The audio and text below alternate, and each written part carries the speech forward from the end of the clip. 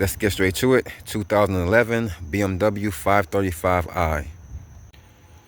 This is the 3.0 liter engine. So today we are changing the driver's side strut. This is the left side, and this is what your part should look like. So if you look right down here at this part number, you can see at the end it has an L, and that is for the left side, and the one for the right side is going to have an R for the right side. So I have my jack in place, and I have my jack stand as well. So this part is kind of important. So the front tires are going to spin. So if you're not using the impact like I am, then you want to break these studs free while the tire is halfway on the ground. You want about half of the weight of the vehicle on the tire. And then you can get these loose, and once they're loose, you can finish raising up the vehicle and finish getting them out that way. But since I'm using my impact, I can just raise them up and get those out just like that. All right, so we got the tire off. So this is a fairly easy job. There's only 3 areas to disconnect. So you have right here with the sway bar link. So you can see for reference right here on the new part. And then you have up top, which you can easily get from right here. So that's these 3 bolts right there.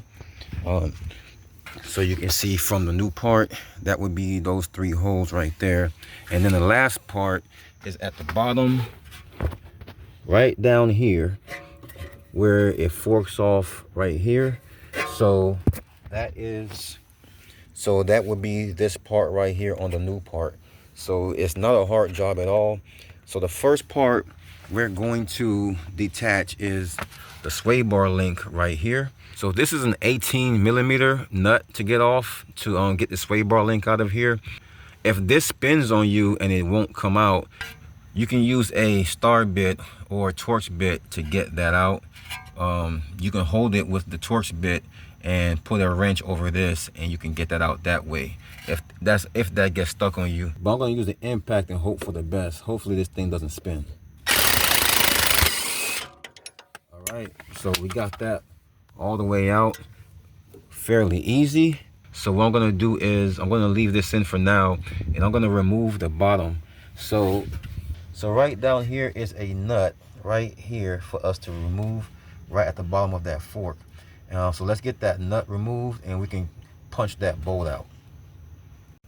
So the nut to remove is a 21mm, and on the other side, the bolt head is a 19mm. So you can use a wrench and hold this so it doesn't spin while you get off the nut on this side with a 19mm. So again, I'm going to use my impact on here, and hopefully it doesn't spin.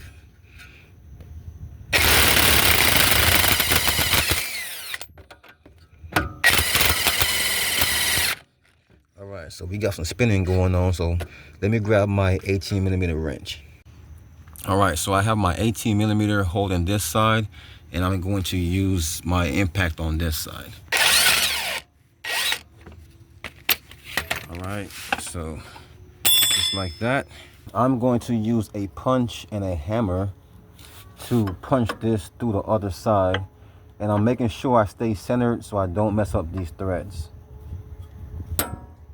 And it's not in that tight, so you can see it's coming out very easily. I'm barely tapping this.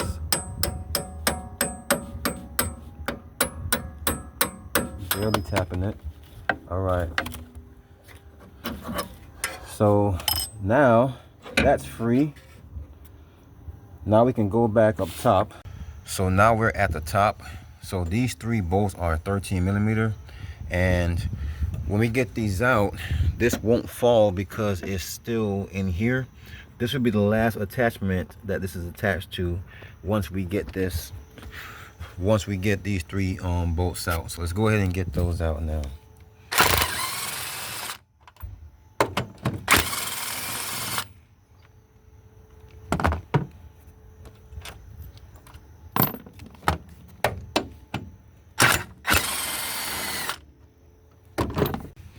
All right, so what I did to get this loose was I had to raise the other side of the vehicle, and just a little bit. Once the tire was off the ground and noticeably off the ground, then I know the tension was off of this one. So when the tire on that side is on the ground, it pushes the sway bar up, and that's what had it when it was cocked this way, because the other tire was on the ground. So when you raise the other side, then as the sway bar drops and it pulls the link up.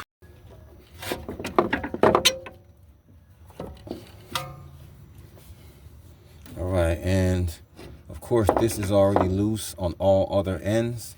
All right, so the trick that I used was I used a bottle jack, and I put it up there on top and the bottom down here, and I just turned it some, and what it did was it pushed this down and it gave me enough room.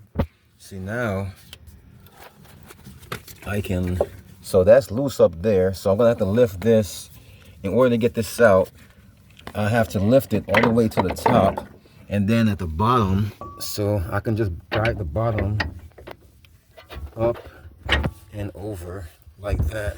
So now I am free of this. So all I have to do now is finish taking this all the way out. So this is a neat trick because you can get your new one in the same way you got it out without struggling. Otherwise you have to like get someone to push this down with their foot, and then you can go back there and pull it out. But if you're by yourself, then this is a neat way to do it. Just get a bottle jack, push this down, and then you can get that out. See, as you can see, I got that out there. So let's go ahead and get our new one in. All right, so I was able to get the new one in. So I put it in through this way, and then I pushed it all the way up, and I held this all the way up. Then I was able to get this part over the bottom. So now everything is gonna go in reverse. So what I'm gonna do is I'm going to hold this up and get at least one bolt started up top, so I can get all 3 bolts in. So just gonna hold it up. So you can see these lips where the hole is here. So, and you know you want this to be right here where the sway bar link is. All right, so I went ahead and just tightened up all 3 of the bolts. So it's being held up all the way now. So now we can go down here and get the bottom in.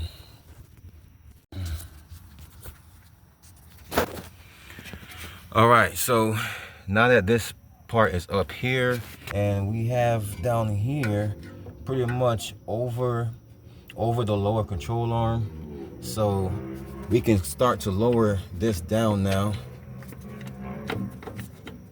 All right, so we got that on there now.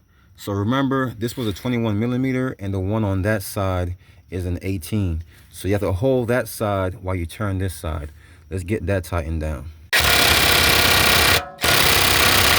All right, so I did the trick on the other side. I lifted it, and now I'm in.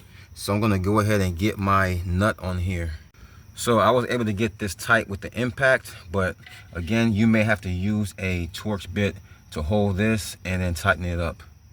So since this connection here is tightened down, our 3 connections up top is tightened down, and our connection down here is tightened down, that's pretty much it.